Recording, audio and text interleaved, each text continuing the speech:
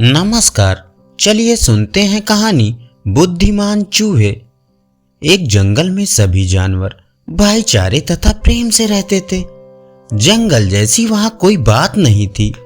शेर और हिरण एक ही घाट पर पानी पीते थे। कई नदियां उस जंगल से होकर गुजरती थी। एक बार ग्रीष्म ऋतु में वहां ऐसी भीषण गर्मी पड़ी कि नदियों के साथ साथ जल के अन्य सभी स्रोत सूख गए।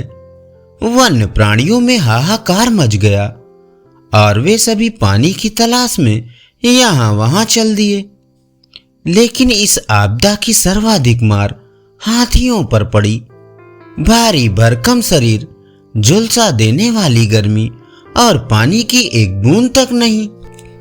हाथियों का मुखिया गजराज बहुत चिंतित हो गया था कि पानी की व्यवस्था कैसे की जाए।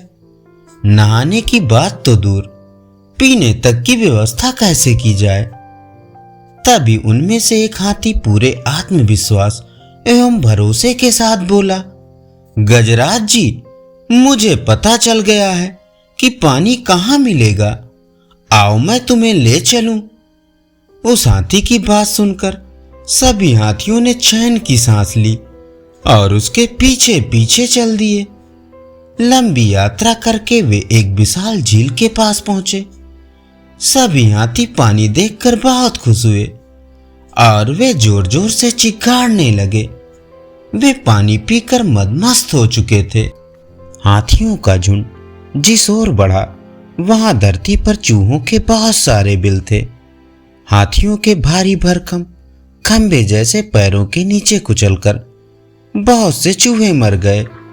जो बचे वे इस सोच में डूब गए, कैसे हाथियों से अपने प्राणों की रक्षा करें।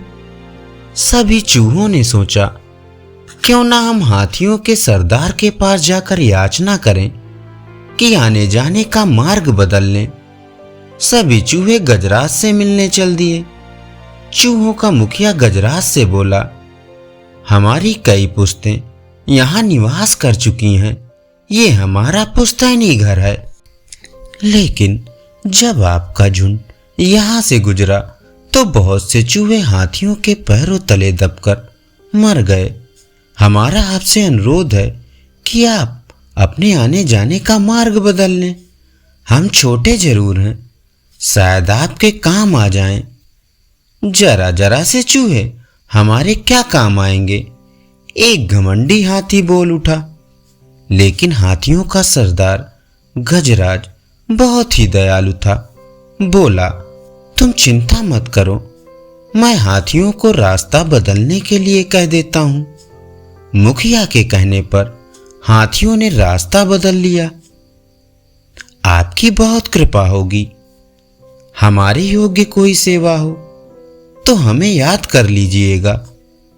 चूहों का मुखिया सच्चे दिल से आभार प्रदर्शित करता हुआ सरदार से बोला।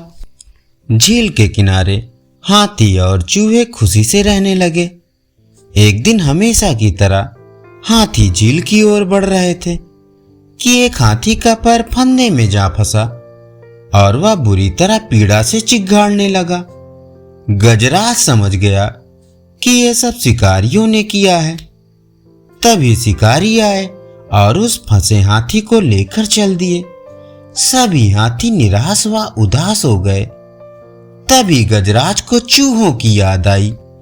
उसने तो कभी स्वप्न में भी नहीं सोचा था कि उनकी मदद भी लेनी पड़ सकती है। गजराज ने चूहों के मुखिया को खबर भिजवाई और पूरे घटनाक्रम से अवगत कराया।